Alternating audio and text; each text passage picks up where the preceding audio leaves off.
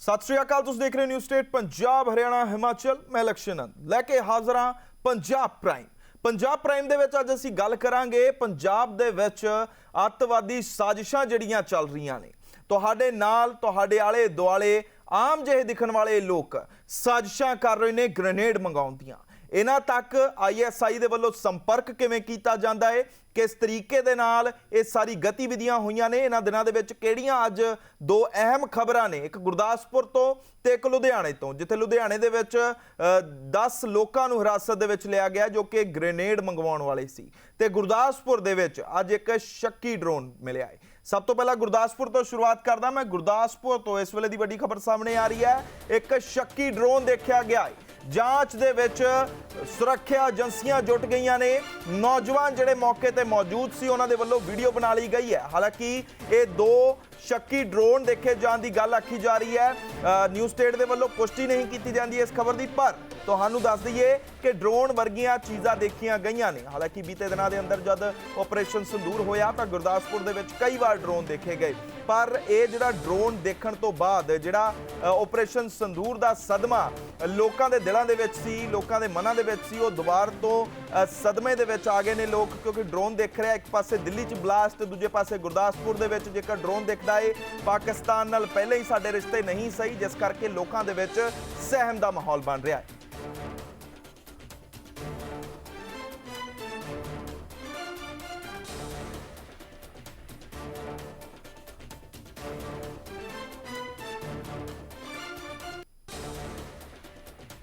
ਤਾਂ ਇਹ ਤਾਂ ਸੀ ਖਬਰ ਜੋ ਗੁਰਦਾਸਪੁਰ ਤੋਂ ਆਈ, पर अज एक होर वड्डी साजिश जिहड़ी है वो पंजाब पुलिस ने नाकाम की है। हैंड ग्रेनेड सने 10 मुलजम गिरफ्तार किए ने। ISI दे नाल संबंधित ग्रेनेड मॉड्यूल का एक पर्दाफाश किया गया है। विदेश बैठे अतवादियों के लिंक दे विच सारे मुलजम सन। 10 दे 10 जने ग्रेनेड नूं चुक के अगे डिलीवरी करन दा इन्हां नूं जिम्मा मिलिया सी कि अगे किते होर डिलीवरी करनी है। भीड़ भड़के वाले इलाके दे विच हमला करन दी साजिश भी इन्हां दे वल्लों कीती जा रही सी। तां DGP गौरव यादव दे वल्लों पुलिस कमिश्नर लुधियाणे दे वल्लों ये जिहड़ी फोटो तुहानूं स्क्रीन ते दिखा रहे हैं, ये ग्रेनेड दी फोटो पाई गई है ते सोशल मीडिया प्लेटफॉर्म X ते काफ़ी जानकारी सांझी की गई है। वड्डी कार्रवाई तो बाद सुरक्षा एजेंसियां अलर्ट ते ने, क्योंकि एक पासे जब दिल्ली दे विच ब्लास्ट होया पंजाब दे विच हाई अलर्ट है, क्योंकि पंजाब बॉर्डर वाला एरिया पैंदा है। बॉर्डर 500 तो वध किलोमीटर का बॉर्डर जिहड़ा है असीं साझा करदे हां पाकिस्तान दे नाल, जिस नूं लैके काफ़ी ज़्यादा बीते दिनों के अंदर जब ऑपरेशन संदूर होया तां पंजाब दे विच काफ़ी नुकसान देखण नूं मिलिया सी। तां हुण लुधियाणा दे विच जद 10 मुलजम फड़े गए ने, मास्टरमाइंड इन्हां दा कौन है उसका पता लगाया जा रहा है। ISI दे नाल जुड़े होने की खबर साफ साफ सीधी सीधी दसी जा रही है। अतवादी जिहड़े बाहरले देशों के विच बैठ के साजिशां घड़ते हैं वो नाकाम कर दी है पंजाब पुलिस ने। समय सिर तालमेल वाली कार्रवाई करते हुए पुलिस के वलों ये जिहड़े ग्रेनेड सी ये भी हासिल कर लिया गया, नाल पिस्तौल भी हासिल होया है। तो ये जिहड़े नौजवान 10 आरोपी जिहड़ियां नूं कहा जा रहा है इन्हां नूं गिरफ्तार किया, इन्हां दा काम बस इन्ना ही सी कि हैंड ग्रेनेड जिहड़े ने वो एक थां तो दूजी थां ते जिहड़े कि डिलीवर करने ने। विदेशों के विच स्थित उन्हां दे हैंडलर पाकिस्तान दे नाल संबंध होने का शक है, भाल की जा रही है। गैर कानूनी गतिविधियां ते रोकथाम लगाउण दे लई इन्हां सारे 10 दे 10 ते UAPA दा एक्ट लगाया गया, धारावां लगाईयां गईयां ने, जिस तो बाद हुण इन्हां नूं सज़ा भी हो सकती है। तो मौके ते साडे पत्रकार दे वल्लों जिहड़ा कि रिपोर्ट तैयार की गई है, पहला तुहानूं ओह दिखाउने न्यूज़ स्टेट पंजाब हरियाणा हिमाचल। मैं शेखर वर्मा। गल करिए कि पिछले दिनों लुधियाना के बस्ती चौक के विच बस्ती थाने के अधीन पैंदे एक नूरवाला रोड के उत्ते एक शख्स नूं हैंड ग्रेनेड के नाल गिरफ्तार किया जाता सी। वो मामला ये सीगा कि पुलिस वालों एक नाका लगाया जाता, नाके के दौरान 3 शख्स जिहड़े हैगे आ वो निकलते हैं। जो उन्होंने चैकिंग वास्ते रोकया जाता तो रोकण तो दौरान एक शख्स जिन्हों जिहड़ा लास्ट से पिछे बैठा होंदा उहनूं उतारिया जाता। जो बैग की तलाशी लीती जाती उहदे च हैंड ग्रेनेड बरामद हुंदा, लेकिन इसे तलाशी के दौरान जिहड़ी चैकिंग के दौरान 2 शख्स जिहड़े मोटरसाइकिल जिहड़े सवार हुंदे आ वो भज जांदे आ, किते ना किते चकमा दे के निकल जाते हैं। हैंड ग्रेनेड की तलाशी का जो शख्स जो गिरफ्तार किया जाता है, जिन्होंने आला अफसर नाल गल की जाती है, थाने लैके जाता, जांच की जाती है, तो उन्हें उस तो बाद यह कहा जाता कि ये 3 तो 4 जोड़े बंदे होर इनवोल्व होंगे आ, जेडे ਲੁਧਿਆਣਾ ਦੇ ਵਿੱਚ ਕੋਈ ਵੱਡੀ ਵਾਰਦਾਤ ਕਰਨ ਦੀ ਤਿਆਰੀ ਦੇ ਵਿੱਚ ਸੀਗੇ। ਜਿੱਦਾਂ ਕਿ ਕੋਈ ਛੱਟ ਪੂਜਾ ਚੱਲ ਰਹੀ ਸੀ, ਕਿਉਂਕਿ ਤਰਨ ਦੇ ਵਿੱਚ ਉਸ ਟਾਈਮ ਜਿਮਨੀ ਚੋਣਾਂ ਦੀ ਵੀ ਤਿਆਰੀ ਸੀਗੀ, ਜਿਮਨੀ ਚੋਣਾਂ ਚੱਲ ਰਹੀ ਸੀ। ਉਹਨਾਂ ਨੂੰ ਇਹ ਦੇਸ਼ ਜਿਹੜੇ ਮਿਲੇ ਹੋਏ ਸੀ ਆਪਣੇ ਹੈਂਡਲਰ ਤੋਂ ਮਿਲੇ ਸੀ, ਯਾਨੀ ਕਿ ਪਾਕਿਸਤਾਨ ਖੁਫੀਆ ਏਜੰਸੀਆਂ ਦੇ ਉੱਤੋਂ ਜਿਹੜੇ ਆਦੇਸ਼ ਸੀਗੇ ਮਿਲੇ ਹੋਏ ਕਿ ਅਸੀਂ ਜਿਹੜਾ ਧਮਾਕਾ ਜਿਹੜਾ ਕਰਨਾ ਹੈ ਭੀੜ ਵਾਲੇ ਇਲਾਕੇ ਦੇ ਵਿੱਚ ਕਰਨਾ, ਕਿਉਂਕਿ ਉਸ ਟਾਈਮ ਛੱਟ ਪੂਜਾ ਦਾ ਵੀ 1 2 ਜਾਂ 3 ਦਿਨਾਂ ਦੇ ਵਿੱਚ ਛੱਟ ਪੂਜਾ ਸ਼ੁਰੂ ਹੋਣੀ ਸੀਗੀ। ਲੇਕਿਨ ਜੋ ਪਕੜੇ ਜਾਣ ਤੋਂ ਬਾਅਦ ਜਿਹੜੇ ਹੈਗੇ ਆ ਉਹਨਾਂ ਦਾ ਪਲਾਨ ਕਿਤੇ ਨਾ ਕਿਤੇ ਨਾਕਾਮ ਹੋ ਗਿਆ। ਉਸ ਤੋਂ ਬਾਅਦ ਜਦੋਂ ਪੁਲਿਸ ਨੇ ਜਾਂਚ ਕੀਤੀ ਤੇ ਇਸ ਵਿੱਚ ਹੋਰ ਵੀ ਸ਼ਖਸ ਜਿਹੜੇ ਹੈਗੇ ਆ ਨਿਕਲ ਕੇ ਸਾਹਮਣੇ ਆਉਂਦੇ ਆ। ਕੋਈ ਤਰਨਤਾਰਨ ਤੋਂ ਆਂਦਾ, ਕੋਈ ਰਾਜਸਥਾਨ ਤੋਂ ਆਂਦਾ, ਕੋਈ ਗੰਗਾਨਗਰ ਤੋਂ ਆਂਦਾ। ਤਾਂ ਜਿਹੜੇ ਪੁਲਿਸ ਨੇ ਅੱਜ ਇੱਕ ਲੁਧਿਆਣਾ ਸੀਪੀ ਸੋਭਨ ਸ਼ਰਮਾ ਜੀ ਨੇ ਇੱਕ ਪੀਸੀ ਕੀਤੀ ਆ, ਪ੍ਰੈਸ ਕਾਨਫਰੰਸ ਕੀਤੀ ਹੈ। ਉਹਦੇ ਵਿੱਚ ਉਹਨਾਂ ਨੇ ਜਾਣਕਾਰੀ ਕੀਤੀ ਹੈ ਜਿਹੜੇ ਹੋਰ ਜਿਹੜੇ ਸ਼ਖਸ ਜਿਹੜੇ 7 ਤੋਂ 8 ਸ਼ਖਸ ਜਿਹੜੇ ਰਹਿ ਗਏ ਸੀਗੇ, ਜਿਨ੍ਹਾਂ ਨਾਮ ਸੀਗੇ, ਉਹਨਾਂ ਨੂੰ ਅਰੈਸਟ ਕੀਤਾ ਗਿਆ, ਲੈ ਕੇ ਆਂਦਾ ਗਿਆ, ਉਹਨਾਂ ਕੋਲ ਪੁੱਛਗਿੱਛ ਕੀਤੀ ਗਈ ਹੈ। ਪੁੱਛਗਿੱਛ ਤੋਂ ਬਾਅਦ ਹੋਰ ਵੀ ਜਿਹੜੇ ਹੈਗੇ ਆ ਖੁਲਾਸੇ ਹੋਏ ਆ। ਕਿਤੇ ਨਾ ਕਿਤੇ ਇਹ ਜਿਹੜੇ ਸ਼ਖਸ ਹੈਗੇ ਆ ਦੱਸੋ ਆਪਸ ਚ ਅਟੈਚ ਆ, ਜਿਨ੍ਹਾਂ ਵਿੱਚੋਂ 3 ਤੋਂ 4 ਜਿਹੜੇ ਸ਼ਖਸ ਹੈਗੇ ਆ ਉਹ ਬਾਹਰ ਮਲੇਸ਼ੀਆ ਚ ਵੀ ਰਹਿ ਚੁੱਕੇ ਆ, ਜਿਹੜੇ ਆਪਸ ਚ ਰਹਿ ਚੁੱਕੇ ਆ। ਤਾਂ ਪਰ ਇਹਨਾਂ ਉੱਤੇ ਜਿਹੜੇ ਪਹਿਲੇ ਜਿਹੜੇ ਮਾਮਲੇ ਦਰਜ ਆ ਉਹ NDPS ਦੇ ਤਹਿਤ ਜਿਹੜੇ ਹੈਗੇ ਮਾਮਲੇ ਦਰਜ ਆ। ਤੇ ਉਹਨਾਂ ਨੇ ਕਿਹਾ ਕਿ ਪੰਜਾਬ ਜਿਹੜੀ ਪੁਲਿਸ ਹੈਗੀ ਆ ਉਹਨਾਂ ਨੇ ਆਪਣੀ ਮੁਸਤੈਦੀ ਦੇ ਨਾਲ ਕੁਝ ਘੰਟੇ ਪਹਿਲਾਂ ਹੀ ਬਲਾਸਟ ਤੋਂ ਕੁਝ ਘੰਟੇ ਪਹਿਲੇ ਵਾਰਦਾਤ ਜਿਹੜੀ ਇਹਨਾਂ ਨੇ ਕਰਨੀ ਸੀ, ਕੋਈ ਵੱਡੀ ਘਟਨਾ ਨੂੰ ਅੰਜਾਮ ਦੇਣਾ ਸੀ, ਉਸ ਤੋਂ ਪਹਿਲਾਂ ਹੀ ਗ੍ਰਿਫਤਾਰ ਕਰ ਲਏ। ਲੇਕਿਨ ਹੋਰ ਵੀ ਇਹਨਾਂ ਨਾਲ ਕਿਹੜੇ ਸ਼ਖਸ ਜਿਹੜੇ ਹੈਗੇ ਆਪਣੇ ਅਟੈਚ ਹੈਗੇ ਆ, ਜੋ ਇਹਨਾਂ ਦੇ ਹੈਂਡਲਰ ਆ, ਜੋ ISI ਇਹਨਾਂ ਦਾ ਮੋਡਿਊਲ ਹੈਗਾ ਜਾਂ ਗ੍ਰਿਫਤਾਰ ਜਿਹੜੇ ਕੀਤੇ ਆ, ਹੋਰ ਇਹਨਾਂ ਦਾ ਕੌਣ ਸਾਥੀ ਆ, ਉਹਨਾਂ ਹਾਲੇ ਜਾਣ ਬਾਕੀ ਆ। ਜਾਂਚ ਦਾ ਜਿਹੜਾ ਹੈਗਾ ਵਿਸ਼ਾ ਚੱਲਦਾ ਪਿਆ। ਲੇਕਿਨ ਉਹਨਾਂ ਨੇ ਸਿਰਫ ਇਹ ਗੱਲ ਕਹੀ ਹੈ ਕਿ ਹਾਲੇ ਫਿਲਹਾਲ ਜਿਹੜਾ ਹੈਗਾ ਇਹਨਾਂ ਨੂੰ ਦਿੱਲੀ ਬੰਬ ਬਲਾਸਟ ਦੇ ਨਾਲ ਅਸੀਂ ਜੋੜ ਕੇ ਨਹੀਂ ਦੇ ਸਕਦੇ ਹੈਗੇ। ਇਹ ਸਿਰਫ ਪੰਜਾਬ ਦੇ ਵਿੱਚ ਜਿਹੜੀ ਸੀਗੀ ਜਿਹੜੀ ਦਹਿਸ਼ਤ ਫੈਲਾਉਣ ਵਾਸਤੇ ਪਾਕਿਸਤਾਨ ਦੀ ਖੁਫੀਆ ਏਜੰਸੀ ਜਿਹੜੀ ISI ਨੇ ਵੱਲੋਂ ਕੀਤਾ ਗਿਆ ਸੀਗਾ। ਲੇਕਿਨ ਹੁਣ ਜਿਹੜੇ ਹੈਗੇ ਆ ਹੁਣ ਦੇਖਣ ਵਾਲਾ ਵਿਸ਼ਾ ਇਹ ਹੋਊਗਾ ਕਿ ਅੱਗੇ ਪੁਲਿਸ ਜਿਹੜੀ ਜਾਂਚ ਕਰ ਰਹੀ ਹੈ ਉਸ ਤੋਂ ਬਾਅਦ ਕੀ ਨਿਕਲ ਕੇ ਬਾਹਰ ਆਂਦਾ ਹੈ, ਹੋਰ ਕਿਹੜੇ ਸ਼ਖਸ ਆਂਦੇ ਆ, ਕਿੱਥੇ ਕਿੱਥੇ ਇਹਨਾਂ ਨੇ ਧਮਾਕੇ ਕਰਨੇ ਸੀ ਜਾਂ ਕਿੱਥੇ ਕਿੱਥੇ ਇਹਨਾਂ ਨੇ ਆਪਣਾ ਅੰਜਾਮ ਦੇਣਾ ਸੀਗਾ ਜਾਂ ਕੌਣ ਹੈਗੇ ਆ, ਇਹ ਹਲੇ ਜਾਂਚ ਤੋਂ ਬਾਅਦ ਉਹ ਦੱਸੂਗੇ। ਜੇ ਹੋਰ ਵੀ ਕੋਈ ਇਸ ਵਿੱਚ ਸਾਨੂੰ ਅਪਡੇਟ ਮਿਲਦੀ ਆ ਜਾਂ ਪੁਲਿਸ ਵੱਲੋਂ ਅਪਡੇਟ ਆਂਦੀ ਆ ਉਹ ਤੁਹਾਡੇ ਨਾਲ ਸਾਂਝੀ ਕੀਤੀ ਜਾਊਗੀ। ਨਿਊਜ਼ ਸਟੇਟ ਪੰਜਾਬ, ਹਰਿਆਣਾ, ਹਿਮਾਚਲ, ਲੁਧਿਆਣੇ ਤੋਂ। ਕੁਝ ਦਿਨ ਪਹਿਲੇ ਜਿਹੜਾ ਹੈਂਡ ਗ੍ਰੇਨੇਡ ਸਾਨੂੰ ਬਰਾਮਦ ਹੋਇਆ ਸੀਗਾ, ਸਾਡੇ ਕੋਲ ਇਨਫੋਰਮੇਸ਼ਨ ਵੀ ਸੀਗੀ, ਇਨਪੁਟਸ ਵੀ ਸੀਗੇ ਤੇ ਲੁਧਿਆਣਾ ਕਮਿਸ਼ਨਰੇਟ ਪੁਲਿਸ ਨੇ ਰਾਉਂਡ ਦਾ ਕਲੌਕ ਨਾਕਾਬੰਦੀ ਵੀ ਚੱਲ ਰਹੀ ਸੀਗੀ, ਪੈਟਰੋਲਿੰਗ ਵੀ ਚੱਲ ਰਹੀ ਸੀਗੀ, ਜਿਸ ਕਰਕੇ ਇੱਕ ਗ੍ਰੇਨੇਡ ਟਾਈਮਲੀ ਸਾਨੂੰ ਬਰਾਮਦ ਹੋ ਗਿਆ। 2 ਬੰਦੇ ਜਿਹੜੇ ਮੁਕਤਸਰ ਦੇ ਰਹਿਣ ਵਾਲੇ ਹੈ ਉਹ ਫੜੇ ਗਏ। ਜਿਹੜਾ ਟੈਕਨੀਕਲ ਇਨਪੁਟ ਉਹਨਾਂ ਤੋਂ ਸਾਨੂੰ ਮਿਲਿਆ, ਉਸ ਟੈਕਨੀਕਲ ਇਨਪੁਟ ਤੋਂ ਇਹਦੇ ਤਾਰ ਜਿਹੜੇ ਹੈ ਉਹ ਫੋਰਨ ਮਲੇਸ਼ੀਆ ਨੰਬਰ 1, ਨੰਬਰ 2 ਪਾਕ ISI ਨਾਲ ਜੁੜੇ ਹੋਏ। ਤੇ ਇਹ ਲੋਕ ਜਿਹੜੇ ਸੀਗੇ ਜਿਹੜੇ ਇਨੀਸ਼ੀਅਲੀ ਫੜੇ ਗਏ ਇਹ ਫੁੱਟ ਸੋਲਜਰ ਸੀਗੇ, ਜਿਨ੍ਹਾਂ ਨੂੰ ਡਾਇਰੈਕਟ ਮਲੇਸ਼ੀਆ ਤੋਂ ਹਦਾਇਤ ਆ ਰਹੀ ਸੀਗੀ ਕਿ ਤੁਸੀਂ ਫਲਾਨੀ ਜਗ੍ਹਾ ਤੇ ਜਾਣਾ ਹੈ ਜੀ। ਤਲਬ ਕੱਲਾ ਪਾਕਿਸਤਾਨ ਹੀ ਭਾਰਤ ਦੇ ਪਿੱਛੇ ਹੱਥ ਧੋ ਕੇ ਨਹੀਂ ਪਿਆ, ਮਲੇਸ਼ੀਆ ਤੋਂ ਵੀ ਤੇ ਹੋਰ ਵੱਖ-ਵੱਖ ਥਾਵਾਂ ਤੇ ਜਿਹੜੇ ਅੱਤਵਾਦੀ ਬੈਠੇ ਨੇ ਉਹ ਭਾਰਤ ਦੇ ਵਿੱਚ ਮਾਹੌਲ ਖਰਾਬ ਕਰਨਾ ਚਾਹੁੰਦੇ ਨੇ, ਪੰਜਾਬ ਦਾ ਮਾਹੌਲ ਖਰਾਬ ਕਰਨਾ ਚਾਹੁੰਦੇ ਨੇ। ਅੱਜ ਇਸੇ ਤੇ ਹੀ ਅਸੀਂ ਚਰਚਾ ਕਰਨ ਦੇ ਲਈ ਕਿ ਆਖਰਕਾਰ BSF ਦਾ ਕੀ ਰੋਲ ਹੈ ਇਸ ਦੇ ਵਿੱਚ, ਕਿਉਂਕਿ ਬਾਰਡਰ ਤੇ BSF ਤੈਨਾਤ ਹੁੰਦੀ ਹੈ ਤੇ BSF ਤੇ ਵੀ ਕਈ ਵਾਰ ਸਵਾਲ ਚੁੱਕ ਲਏ ਜਾਂਦੇ ਨੇ। ਹਾਲਾਂਕਿ ਬਹੁਤ ਮੰਦਭਾਗੀ ਗੱਲ ਹੈ ਕਿ ਜਿਹੜੇ ਲੋਕ ਸਾਡੀ ਸੁਰੱਖਿਆ ਕਰ ਰਹੇ ਨੇ, ਦਿਨ ਰਾਤ ਬਾਰਡਰ ਤੇ ਪਹਿਰਾ ਦੇ ਰਹੇ ਨੇ, ਉਹਨਾਂ ਤੇ ਸਵਾਲ ਸਿਆਸੀ ਪਾਰਟੀਆਂ ਦੇ ਵੱਲੋਂ ਖੜੇ ਕੀਤੇ ਜਾਂਦੇ ਨੇ। ਤਾਂ ਕਿਤੇ ਨਾ ਕਿਤੇ ਦੁੱਖ ਲੱਗਦਾ ਹੈ, ਦੇਸ਼ ਦੀ ਹਰ ਉਸ ਨਾਗਰਿਕ ਨੂੰ ਦੁੱਖ ਲੱਗਦਾ ਹੈ ਜੋ ਕਿ BSF ਦੀ ਰਿਸਪੈਕਟ ਕਰਦਾ ਹੈ। ਅੱਜ ਇਸੇ ਤੇ ਚਰਚਾ ਕਰਨ ਦੇ ਲਈ ਸਾਡੇ ਨਾਲ RK ਭਾਰਗਵ ਜੁੜ ਗਏ ਨੇ, ਸਾਬਕਾ DIG ਨੇ BSF ਦੇ। RK ਭਾਰਗਵ ਜੀ, ਤੁਹਾਡਾ ਬਹੁਤ ਸਵਾਗਤ ਹੈ ਨਿਊਜ਼ ਸਟੇਟ ਦੇ ਉੱਤੇ, ਤੁਹਾਡਾ ਸਵਾਗਤ ਕਰਦਾ ਮੈਂ। ਅੱਜ ਜਿਹੜਾ ਮੁੱਦਾ ਹੈ ਸਾਡੇ ਕੋਲ, BSF ਦਾ ਕਾਫੀ ਜ਼ਿਆਦਾ ਜਿਹੜਾ ਹੈ ਨਾਮ ਖਰਾਬ ਕੀਤਾ ਜਾ ਰਿਹਾ ਹੈ ਜਿਹੜੀ ਪਾਰਟੀਆਂ ਨੇ, ਸਿਆਸੀ ਪਾਰਟੀਆਂ ਨੇ। ਹਾਲਾਂਕਿ ਅਸੀਂ ਖੁਦ ਇਸ ਨੂੰ ਮੰਦਭਾਗਾ ਕਹਿੰਦੇ ਆ ਕਿ BSF ਜਿਹੜੀ ਹੈ ਉਹ ਪੂਰਾ ਘਰ-ਬਾਰ ਛੱਡ ਕੇ ਫੌਜੀ ਸਾਡੀ ਦੇਸ਼ ਦੀ ਰੱਖਿਆ ਕਰਦੇ ਨੇ। ਪਰ ਕਿਤੇ ਨਾ ਕਿਤੇ ਸਵਾਲ ਇਸ ਕਰਕੇ ਵੀ ਖੜਾ ਹੁੰਦਾ ਹੈ ਕਿ BSF ਦੇ ਵਿੱਚ ਰਿਕਰੂਟਮੈਂਟ ਘੱਟ ਹੈ, ਫੌਜੀਆਂ ਦੀ ਘਾਟ ਹੈ।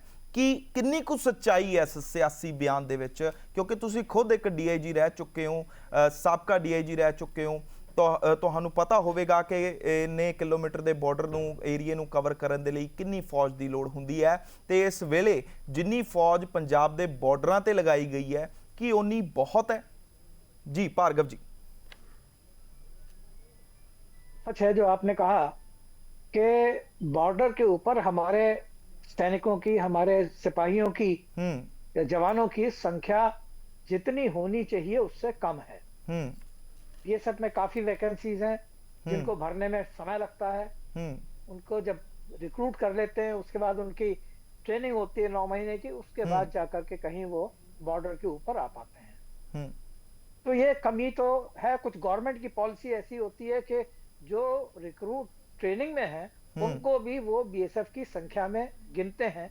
हालांकि इसके ऊपर कई बार हुआ कि भाई जो ट्रेनिंग में है उनको टोटल में गिनती ना की जाए, ताकि बॉर्डर के ऊपर जितने आदमियों की जरूरत है उतने आदमी वहां पर रहें।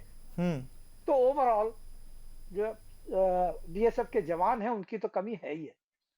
इसके अलावा देखिए, अभी जो पीछे बीएसएफ को पहले 15 किलोमीटर का एरिया होता था, अभी उन्होंने उसको 50 किलोमीटर कर दिया है। तो 50 किलोमीटर करने के बाद अगर जवान उतने ही हैं जितने पहले थे, तो कमी तो महसूस होगी। क्यों? क्योंकि उनको अगर ज्यादा बड़ा एरिया कवर करना है, पीछे भी कवर करना है, तो उनको ज्यादा सिपाहियों की, ज्यादा जवानों की जरूरत पड़ेगी ताकि वो पीछे भी उसको कवर कर सकें। तो ये तो सही बात है कि हमारे पास जवानों की कमी है।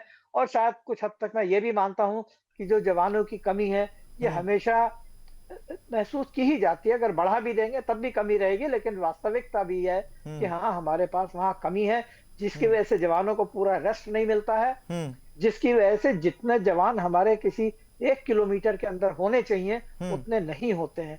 और इसके अलावा बाकी छुट्टी भी होती है, ड्यूटी होती है, ट्रेनिंग बिल्कुल। होती है, वो भी सब इसी में से निकल के जाते हैं। अभी देखिए, बिहार में इलेक्शन हुआ, हम्म। आगे भी और इलेक्शन होंगे, तो वहां से ट्रुप्स कहां से निकाले जाते हैं बिहार में इलेक्शन कराने के लिए या कहीं भी इलेक्शन कराने के लिए? हम्म। वो सारे ट्रुप्स इन्हीं बॉर्डर से ही आते हैं, चाहे वो गुजरात का हो, चाहे राजस्थान का हो, चाहे पंजाब का हो, हम्म। चाहे उधर बंगाल का हो। हम्म। लेकिन मकसद यही होता है, मकसद क्या मतलब रिजल्ट उसका यही होता है हम्म। कि जवानों की संख्या बॉर्डर के ऊपर कम हो जाती है, और उस कमी का फायदा जो ये मिलिटेंट हैं, हम्म। जो स्मगलर्स हैं, जो क्रिमिनल्स हैं, वो जी। उसका फायदा उठाने की कोशिश करते हैं।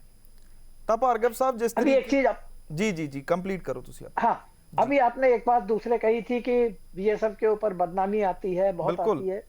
वो मानता हूं मैं। क्यों? क्योंकि देखिए, एक तो हमारे यहाँ हर चीज में राजनीति इतनी ज्यादा हावी है जिसका कि कोई हद नहीं। बिल्कुल। आज दिन में भी मैं सुन रहा था बहुत से नेताओं के कमेंट। हम्म। कल भी मैंने सुने थे, भाई जिस चीज का एक थे, वो कहते हैं कि साहब वहाँ प्राइम मिनिस्टर आपके वहाँ भूटान में बैठे हुए हैं और सेना क्या कर रही है, पुलिस क्या कर रही है। अरे भाई, जो काम जो करना है वो कर रहे हैं, लेकिन उनका टारगेट है गवर्नमेंट को टारगेट करना, और उसको टारगेट करने के लिए उन्हें कोई मीडिया चाहिए, उनको कोई वजह चाहिए। तो उसके लिए बीएसएफ को पकड़ लेते हैं कि साहब बीएसएफ कोई काम नहीं कर रही, और ऊपर होम मिनिस्टर बैठे हुए क्या कर रहे हैं या ऊपर के अधिकारी बैठे हुए क्या कर रहे हैं। ऐसा नहीं है। बीएसएफ जब 200-300 इस तरह के अटेम्प्ट को फॉइल करती है, तब कहीं एक जगह गलती भी हो सकती है, लापरवाही भी हो सकती है, या जो उधर से आने वाले क्रिमिनल हैं उनकी चालाकी भी हो सकती है।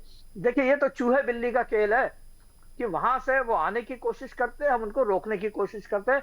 कभी कभी उनको उसमें सफलता भी मिल जाती है। बिल्कुल। सफलता जिस दिन यहाँ मिल जाती है, पकड़े जाते हैं, तो एकदम से हो जाता है हल्ला कि बीएसएफ क्या कर रही है। अरे मुझे पता है बीएसएफ बॉर्डर के ऊपर कैसे काम करती है। मैंने बताया कि जवान को पूरी नींद नहीं मिलती है, उसे खुले आसमान के नीचे रात निकालनी होती है। बिल्कुल।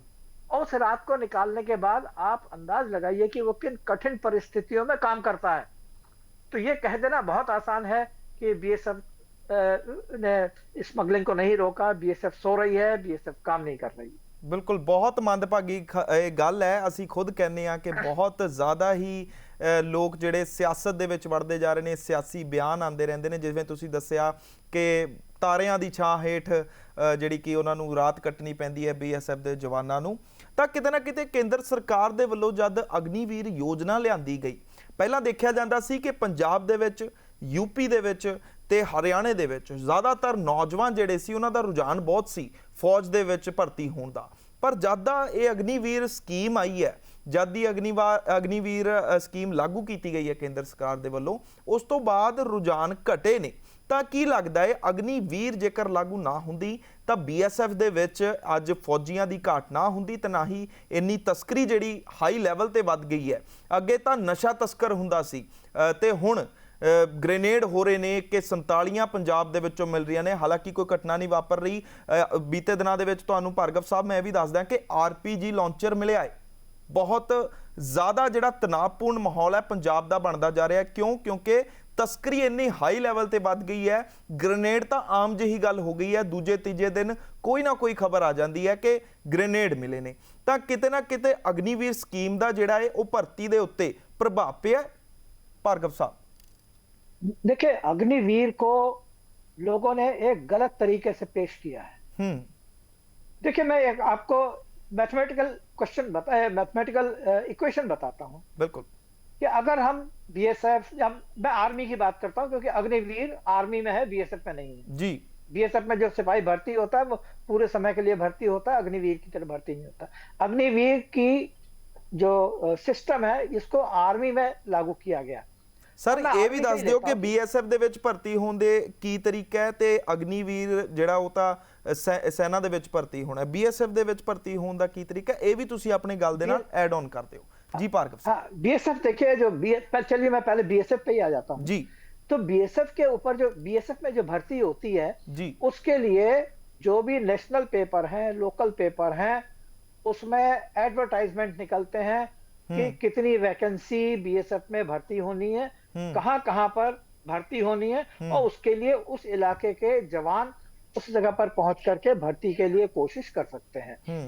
और उसमें जो सक्सेसफुल हो जाते हैं, मेडिकल जिनका पूरा हो जाता है, उनको भर्ती कर लिया जाता है। भर्ती करने के बाद वो 9 महीने की ट्रेनिंग के लिए चले जाते हैं। उसमें अग्निवीर वाला सिस्टम नहीं है, बहुत साफ सुथरा सिंपल है कि आपने वहां पर भर्ती बोर्ड के सामने जाना है। जो भर्ती में फिट पाए जाएंगे, फिजिकली फिट पाए जाएंगे, दिमागी तौर पे फिट पाए जाएंगे, मेडिकली फिट पाए जाएंगे, उनको भर्ती कर लिया जाएगा। वो वैकेंसी के ऊपर होता है कि भाई कितनी, अगर 5,000 वैकेंसी है तो 5,000 भर्ती किए जाएंगे। ठीक है।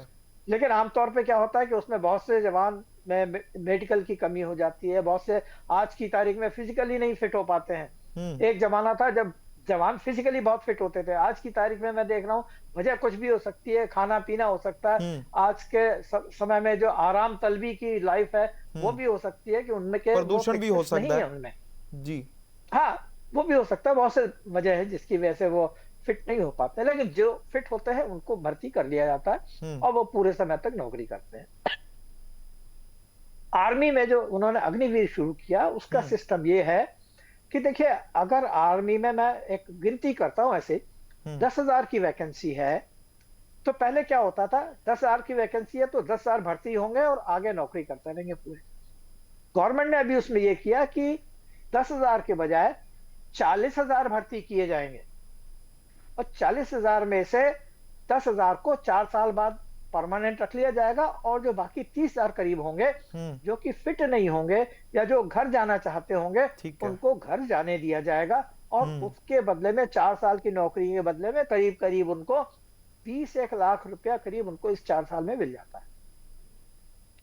तो वो 20 लाख रुपया लेकर के वो जाकर के अपने गांव में, शहर में, जहां भी हैं वो अपना बिजनेस शुरू कर सकते हैं या अपना काम धंधा शुरू कर सकते हैं, उसमें ऐसी कोई दिक्कत नहीं है। इसके अलावा भी जो अग्निवीर इस तरह निकल के आएंगे उनके लिए जगह जगह BSF में भी, पुलिस में भी, CRP में भी इनके लिए 10% सीटें पक्की रखी गई है, रिजर्वेशन है। बहुत सी जो प्राइवेट कंपनीज हैं उन्होंने भी कहा कि साहब ये जो अग्निवीर आएंगे, ट्रेंड जवान आएंगे हमारे पास, हम इनको भर्ती करने के लिए तैयार है, क्योंकि उनको एक रेडीमेड आदमी मिल रहा है, डिसिप्लिन्ड आदमी मिल रहा है, फिजिकली फिट आदमी मिल रहा है जी। तो इस तरह से आपके वहां पर भर्ती पूरी हो। सबसे बड़ा फायदा इसमें यह है कि वो जो 30,000 आदमी हैं जो भर्ती हुए, 4 साल नौकरी करी, वो डिसिप्लिन्ड है, ट्रेंड है काम करने के लिए जी। और सबसे बड़ी बात है कि उनमें एक देशभक्ति की भावना उनमें भर दी जाती है 4 साल के अंदर कि वो देश के लिए ऑनेस्टली काम करेंगे जी। तो ये एक प्लस पॉइंट है। इसको उन्होंने ये कर दिया कि हाँ साहब 40 भर्ती होंगे, उसमें 30 का जाएंगे। अगर ये अग्निवीर नहीं होता तो भी तो 10,000 भर्ती होते, बाकी वो जो 30,000 जो अभी भर्ती होकर के आए 4 साल के लिए, वो कहाँ जाते? वो सड़क के ऊपर घूम रहे होते। आज ये कम से कम 4 साल इनको, जब निकल के आएंगे तो 24-25 साल के होंगे, तो उस समय तक उनको एक काम करने का मौका मिला, उनको देश को समझने का मौका मिला, देश के लिए काम करने का मौका मिला। और सबसे बड़ी बात ये कि उनको नौकरी आगे मिलेगी जिसमें वो काम करेंगे। ये एक अग्निवीर योजना का जो मेन पॉइंट था वो ये था। ठीक है, ਵਿਰੋਧੀਆਂ ਦੇ ਵੱਲੋਂ किया गया, ਤੁਹਾਡਾ ਕਹਿਣਾ ਹੈ ਕਿ ਵਿਰੋਧੀਆਂ ਦੇ ਵੱਲੋਂ ਗਲਤ ਪੋਰਟਰੇ ਕੀਤਾ ਗਿਆ, ਲੋਕਾਂ ਤੱਕ ਗਲਤ ਇਨਫੋਰਮੇਸ਼ਨ ਪਹੁੰਚੀ, ਜਿਸ ਕਰਕੇ ਇਹ ਸਾਰਾ ਕੁਝ ਹੋਇਆ। ਪਰ ਬੀਐਸਐਫ ਦੇ ਵਿੱਚ ਭਰਤੀ ਕਿਉਂ ਨਹੀਂ ਨਿਕਲ ਰਹੀ? ਕਾਫੀ ਲੰਬੇ ਸਮੇਂ ਤੋਂ ਕਿਹਾ ਜਾ ਰਿਹਾ ਹੈ ਕਿ ਬੀਐਸਐਫ ਦੇ ਵਿੱਚ ਭਰਤੀ ਨਹੀਂ ਨਿਕਲ ਰਹੀ ਹੈ, ਤੇ ਇਸੇ ਕਰਕੇ ਬੀਐਸਐਫ ਦੀ ਘਾਟ ਹੋਣ ਕਰਕੇ ਸਾਰੀ ਤਸਕਰੀ ਲਗਾਤਾਰ ਆਏ ਦਿਨ ਵੱਧਦੀ ਹੀ ਜਾ ਰਹੀ ਹੈ। ਨਸ਼ਾ ਤਸਕਰ ਹੋ ਰਿਹਾ, ਨਸ਼ੇ ਦੇ ਨਾਲ ਨਾਲ ਗੋਲਾ ਬਾਰੂਦ ਵੀ ਤਸਕਰੀ ਦੇ ਨਾਲ ਵਿੱਚ ਆ ਜਾਂਦਾ ਹੈ। ਭਾਰਗव साहब, देखिए अभी भर्ती क्यों नहीं हो रही ये तो मैं नहीं कह सकता, क्योंकि उसके बारे में मेरी अभी जानकारी नहीं है, क्योंकि रिटायर होने के बाद इन चीजों से थोड़ा जो कांटेक्ट है टूट जाता है। लेकिन जब तक मैं था तब तक उसके बड़े रेगुलर पीरियड के ऊपर जो है वैकेंसी निकलती थी, अलग अलग जगह के लिए निकलती थी। कि पंजाब में भर्ती होनी है, पंजाब के लिए उन्होंने 1000 वैकेंसी दे दी, उधर कहीं तमिलनाडु में होनी है वहां 500 की दे दी, यूपी में होनी है वहां 800 की दे दी। ऐसे करके पूरी भर्ती होती थी और बड़ी रेगुलर भर्ती होती थी। मैंने भी भर्ती के बोर्डों में रहा हूं, मैंने भी भर्तियां की हैं, वो बड़ी साफ सुथरी सिंपल होती थी और रेगुलर होती थी। ऐसा नहीं कि हम आंख बंद करके बैठ जाएं कि हमारे यहाँ जवान नहीं आ रहे। लेकिन अभी भर्ती हो रही है या नहीं हो रही है, इस बात में कितनी सच्चाई है, इसके ऊपर मैं कोई अभी कमेंट नहीं कर सकता। ठीक है ਭਾਰਗव साहब, पर एक लास्ट क्वेश्चन ਤੁਹਾਨੂੰ ਕਰਨਾ ਚਾਹਾਂਗਾ, ਜ਼ਿਆਦਾ ਸਮਾਂ ਨਹੀਂ ਲਵਾਂਗਾ ਤੁਹਾਡਾ। ਦਿੱਲੀ ਬਲਾਸਟ ਨੂੰ ਕਿਸ ਤਰੀਕੇ ਨਾਲ ਦੇਖਦੇ ਹੋ? ਕਿਉਂਕਿ ਦਿੱਲੀ ਦੇ ਵਿੱਚ ਅਜਿਹਾ ਬਲਾਸਟ ਹੋਣਾ ਰਾਜਧਾਨੀ ਦੇ ਵਿੱਚ ਸੁਰੱਖਿਆ ਏਜੰਸੀਆਂ ਤੇ ਕਿਤੇ ਨਾ ਕਿਤੇ ਵੱਡੇ ਸਵਾਲ ਖੜੇ ਕਰਦਾ ਹੈ। ਦੂਜੇ ਪਾਸੇ ਫਰੀਦਾਬਾਦ ਦੇ ਵਿੱਚੋਂ 2900 ਕਿਲੋ ਜਿਹੜਾ ਐਕਸਪਲੋਸਿਵ ਫੜਿਆ ਗਿਆ ਹੈ, ਉਹ ਇੱਕ ਵੱਡਾ ਕੁਐਸਚਨ ਮਾਰਕ ਖੜਾ ਕਰਦਾ ਹੈ ਸੁਰੱਖਿਆ ਏਜੰਸੀਆਂ ਤੇ। ਉਸ ਨੂੰ ਕਿਸ ਤਰ੍ਹਾਂ ਦੇਖਦੇ ਹੋ ਭਾਰਗव साहब ਤੁਸੀਂ? देखिए, ये मैंने बताया ना कि ये चूहे बिल्ली का खेल होता है। वो अपनी चाल चलते रहते हैं, या शतरंज की आप खेल समझ लीजिए, वो अपनी चाल चलते रहते हैं, हम अपनी चाल चलते रहते हैं। हमारी सुरक्षा एजेंसियां या जो इंट एजेंसियां हैं अच्छी चौकन्नी हैं, इसलिए उन्होंने इस मॉड्यूल को पकड़ लिया। आप ये सोचिए, अगर सुरक्षा एजेंसी चौकन्नी नहीं होती तो ये जो मॉड्यूल था ये क्या कर सकता था? 3000 किलो करीब जो एक्सप्लोसिव था, इससे कितनी जगह ब्लास्ट हो सकते थे, कहां कहां ब्लास्ट हो सकते थे, कितने लोगों की मौत हो सकती थी। तो ये तो एक दुश्मन देश हमारे साथ में, हमारी मजबूरी है या कह लीजिए कि अनफॉर्चुनेट है कि हमें एक ऐसा पड़ोसी मिला है जो शुरू से सन 47 से लेकर के अभी तक हमारे खिलाफ ही काम कर रहा है। हमने बहुत कोशिश करी कि उसको सीधे लाइन पे लाया जाए, उसके साथ मित्रता स्थापित की जाए, लेकिन वो इस चीज के लिए राजी नहीं है। अभी ये जो दिल्ली में देखिए हुआ, अब सबसे पहले मैं आ जाता हूँ फरीदाबाद जी। देखिए फरीदाबाद अभी तक मेरे नॉलेज के हिसाब से, मेरी याददाश्त के हिसाब से, फरीदाबाद में पहले कहीं कोई इस तरह की आतंकी घटना या आतंकी इनपुट पहले नहीं आया। नहीं, बिल्कुल। तो उनके लिए एक बहुत ये अच्छी जगह थी, दिल्ली के नजदीक, दिल्ली से लगी हुई, जहां पर वो अपने प्लानिंग कर सकते थे, हथियार एम्युनिशन को स्टोर कर सकते थे। क्यों? क्योंकि यहाँ पर शायद इंट एजेंसीज की, पुलिस की नजर नहीं थी। जब तक कि कश्मीर में इनके वो मौलवी जो है इरफान को नहीं पकड़ा गया और जो दूसरे डॉक्टर नहीं पकड़े गए, तब तक ये बड़े सेफ थे। और डॉक्टर थे तो जिनको हमेशा बड़े इज्जत की नजर से व्हाइट कॉलर कहा जा रहा है कि व्हाइट कॉलर आतंक। व्हाइट कॉलर तो देखिए इंजीनियर भी होता है, लेकिन जो डॉक्टर की अपनी जगह है वो उन सबसे ऊपर है। क्यों? क्योंकि डॉक्टर कहते हैं कि आदमी की जान बचाता है, इसलिए उसको हमेशा इज्जत की नजर से देखा है। सोसाइटी में भी देखा जाता है इज्जत की नजर से। कहीं भी जाइए, आपको डॉक्टर अगर होगा, डॉक्टर का आप रेड क्रॉस वहां पर लगा हुआ देखेंगे तो आपको होगा अच्छा डॉक्टर है, चलो ठीक है, अच्छा आपको खुशी होगी उसके साथ बैठ करके। उन्होंने इस चीज का फायदा उठा करके उनको एक टेररिस्ट के गैंग में, कहता हूं मैं, या इसमें शामिल कर लिया और उनके थ्रू वो उन्होंने यहाँ पर दहशत फैलाने की कोशिश की है। ठीक है ਭਾਰਗव ਸਾਹਿਬ, ਸਮਾਂ ਹੋ ਗਿਆ ਵਾਈਂਡ ਅਪ ਕਰਨ ਦਾ। ਬਹੁਤ ਬਹੁਤ ਧੰਨਵਾਦ ਸਾਡੇ ਨਾਲ ਜੁੜਨ ਦੇ ਲਈ ਤੇ ਸਾਰੀ ਜਾਣਕਾਰੀ ਜਿਹੜੀ ਹੈ ਦਰਸ਼ਕਾਂ ਦਾ ਤੱਕ ਨਸ਼ਰ ਕਰਨ ਦੇ ਲਈ। ਤਾਂ ਭਾਰਗਵ ਸਾਹਿਬ ਜੋ ਕਿ DIG ਸੀ, BSF ਦੇ ਸਾਬਕਾ DIG ਰਹਿ ਚੁੱਕੇ ਨੇ, ਉਹਨਾਂ ਦੇ ਵੱਲੋਂ ਜਾਣਕਾਰੀ ਦਿੱਤੀ ਗਈ ਕਿ ਕਿਸ ਤਰੀਕੇ ਦੇ ਨਾਲ ਸਿਆਸੀ ਲੋਕ ਜਿਹੜੇ ਨੇ ਉਹ ਲੋਕਾਂ ਨੂੰ ਗੁੰਮਰਾਹ ਕਰਦੇ ਨੇ। ਜਦ ਅਗਨੀਵੀਰ ਆਈ, ਅਗਨੀਵੀਰ ਇੱਕ ਫਾਇਦੇਮੰਦ ਲੋਕਾਂ ਦੇ ਜਿਹੜੇ ਨੌਜਵਾਨ ਫੌਜ ਦੇ ਵਿੱਚ ਭਰਤੀ ਹੋਣਾ ਚਾਹੁੰਦੇ ਨੇ। ਜੇਕਰ 10,000 ਭਰਤੀ ਹੁੰਦੀ ਹੈ, 40,000 ਵੈਕੈਂਸੀ ਖੋਲੀ ਗਈ। 10,000 ਤਾਂ ਵੈਕੈਂਸੀ ਦੇ ਵਿੱਚ ਪੋਸਟਾਂ ਤਾਂ ਜ਼ਰੂਰ ਮਿਲਣਗੀਆਂ, ਪਰ 30,000 ਨੂੰ ਹੋਰ ਫਾਇਦਾ ਹੋਏਗਾ। ਇਸ ਤਰੀਕੇ ਦੇ ਨਾਲ ਅੱਜ ਗੱਲਬਾਤ ਹੋਈ, ਜਾਣਿਆ ਕਿ ਕਿਸ ਤਰੀਕੇ ਦੇ ਨਾਲ ਬੜਾ ਸੌਖਾ ਹੈ BSF ਤੇ ਸਵਾਲ ਖੜੇ ਕਰਨੇ, ਸਾਡੀ ਦੇਸ਼ ਦੇ ਫੌਜੀ ਤੇ ਸਵਾਲ ਖੜੇ ਕਰਨੇ। ਸਮਾਂ ਹੋ ਗਿਆ ਇੱਕ ਛੋਟੇ ਜਿਹੇ ਬ੍ਰੇਕ ਦਾ। ਬ੍ਰੇਕ ਤੋਂ ਬਾਅਦ ਮੁੜ ਪਰਤਾਂਗਾ। ਨੋਚਰ ਦੇਖਦੇ ਰਹੋ ਨਿਊਜ਼ ਸਟੇਟ ਪੰਜਾਬ, ਰਹਿਣਾ ਹਿਮਾਚਲ। ਧੰਨਵਾਦ।